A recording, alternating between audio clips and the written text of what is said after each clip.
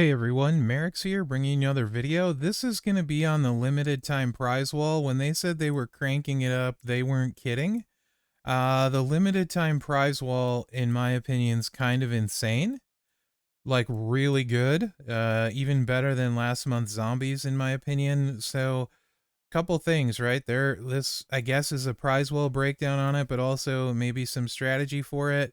If you guys remember Zombie Month, I think it was like the $30 starter got people like into range of at least one of these. Also depends how your faction does too, right? But um yeah, let's first look at the prize wall. So honestly, there's a ton of great posters on here. There really is. But this is a big but. I would really lock in on the plates. In particular, these three.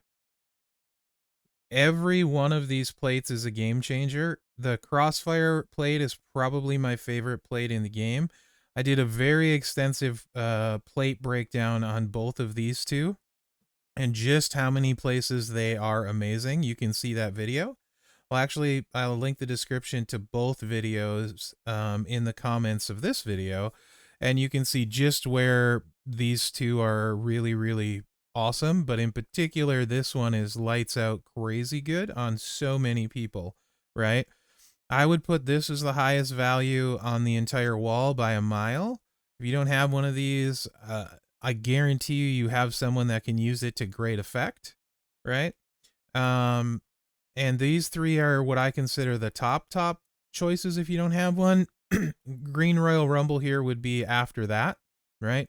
Better than any. I would take any of those if I didn't have them over the posters. Hands down, period, plain and simple, no ifs, ands, or buts. That's me, right? I wouldn't touch the Dirty Deeds or the Big Botchman Green unless there was nothing better to get, or the Yellow Barber's Blades. Those would be like hard passes unless there was nothing better to get.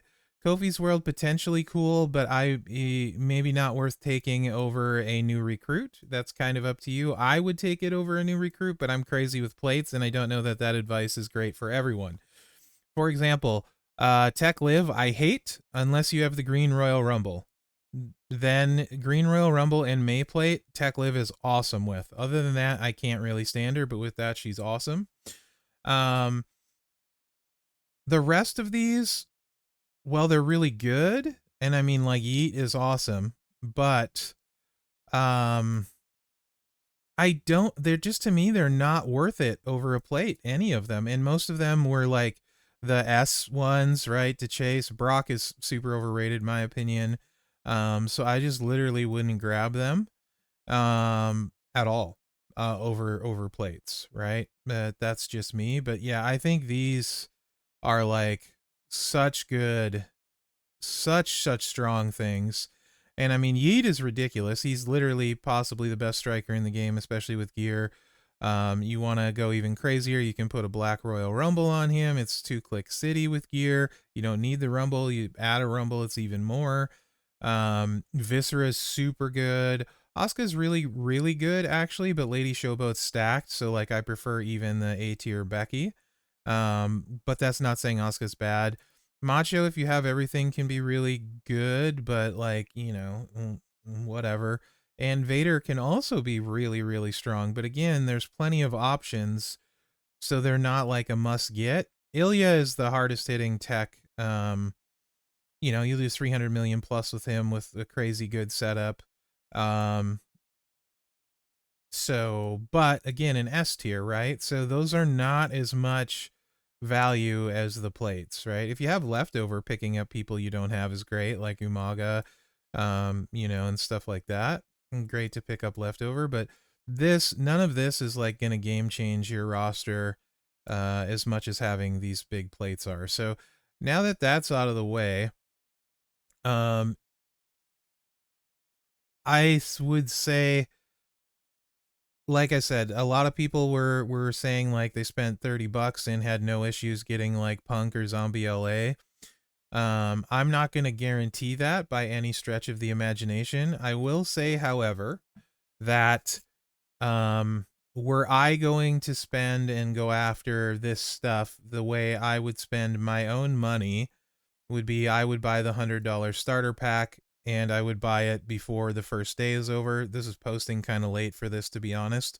So you got like after this post, you're going to have like 3 hours to take advantage of that pack, right?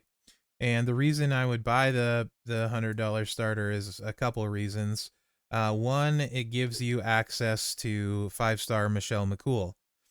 If you go do all of her, plus you get your enough to like come close to maxing your tour perks day one, Evo tokens, whatever, right? But if you look at the event going on right now, this Lay Cool event, and I'll get this posted, you'll have 3 hours left.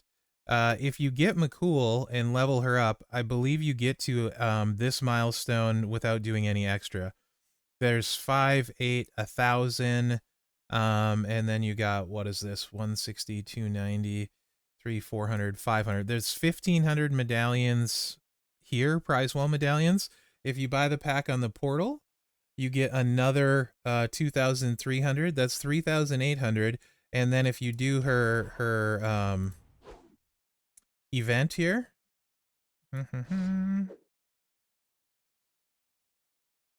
the kickoff tour with her, you get 10 blitz tickets. You do the blitzes, that's another 1,000. So you're already at like 4,300 medallions, plus whatever your faction ends up getting. If your faction is one that gets into the bonus milestones, like here on the free-to-play, I think we got here last time. Look at all of these additional medallions in the bonus milestones. Mherex faction maxed it, if I'm not mistaken. If not, it was right here, but I'm pretty sure we maxed. And the free-to-play got to like here, right? So if your faction does that, you're going to get a bunch more. You may even get to that mark close to free for one of those plates. So I think the 100 probably gets you 2 plates, right? So that's probably how I would go about it. But the other reason is also, if you miss the 24-hour window, I probably would still go that route. You just miss the 1,300 from this event, the Lay Cool event, right? You'd still get all the other stuff we talked about, still time to do the blitz, which helps your factions out and stuff. But the other thing is this tour, having her at 5-star gives you access to this bag, which has a total silence in it, which is the anniversary silence plate. So you also get a total silence plate out of it. So you're getting an anniversary plate, and probably, assuming your faction does their stuff, you're also going to be able to pick at least 2 plates from the prize wall. So that's how I would go about it. Were I going to spend 100? And the thing to ask yourself is, if you spend $20 on a weekend all month, what do you usually get for your $20? In this case, you're going to basically set yourself up for the whole month, but you're going to have very likely 2 plates plus the total silence. Is that better than your normal monthly haul with your spending?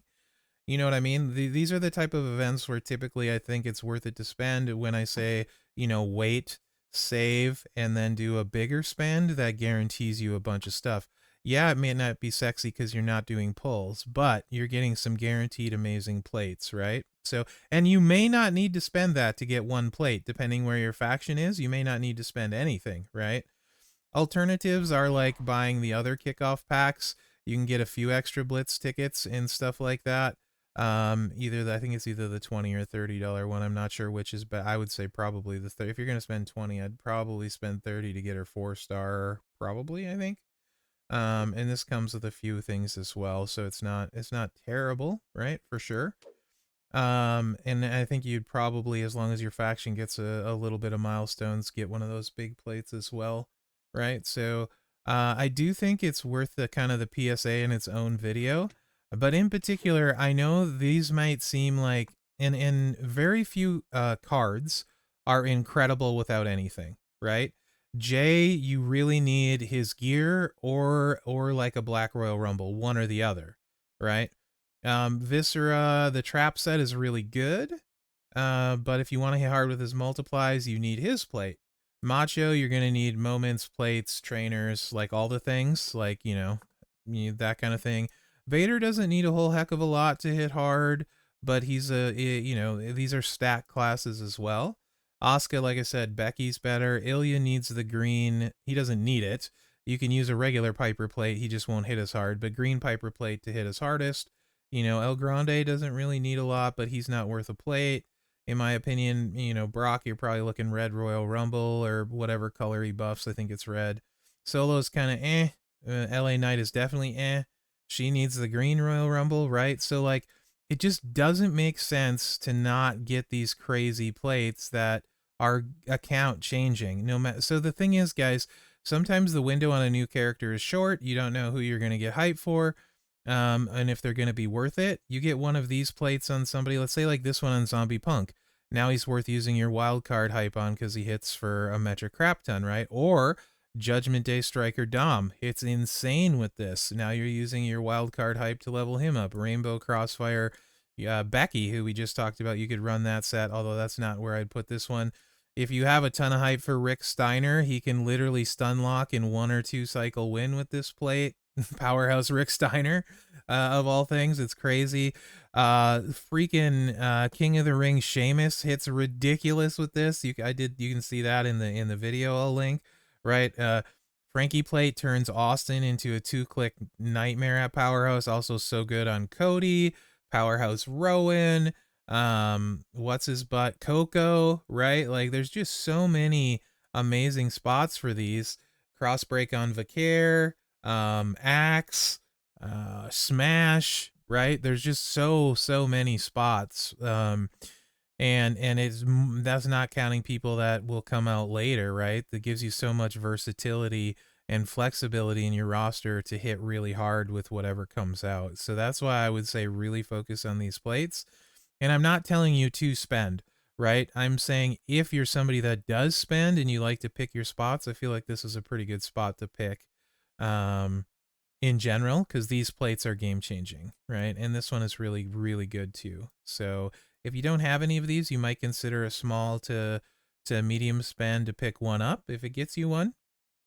And usually early is better because you get the limited time. You know, even this, you buying the Jumpstart pack, you're the smaller ones, you're gonna get some more of these milestones, right? So that's what I got for you guys. We're gonna call this the kickoff Prizewall breakdown and strategy, because yeah, I think it's absolutely worth it to go for it. If you want to wait a little bit later to see where you're gonna end up, you can do that, right? And you can add up the blitz tickets, how many you get from the event, and each blitz is worth 100 medallions. You just miss out on this starting one, which is some, but not a ton, right? So if you want to hold off and spend, see where your faction's going to get, you can do that too. But consider the jump packs over the pulls for sure, because you're getting 13,000 points a pull though. So at the same time, you know, you do like 10 pulls, you're gonna, well, 14 pulls, I guess, 15 gets you to this milestone right here. So you can add up later on, you know, if you don't want to rush it. So don't rush it, make a good informed decision. If you don't do this a lot, if you don't notice where your faction usually gets, that kind of thing, right? You can wait too, so no need to rush into it. But anyway, that's what I got for you guys. Let me know what you think in the comments, and remember to like, subscribe, and share, because that really helps me out. And let me know if you found this helpful. Yeah, that's what I got for you. So thanks for watching, guys, and good luck out there. Yeah, crazy good prize wall. This unlimited prize wall is insane.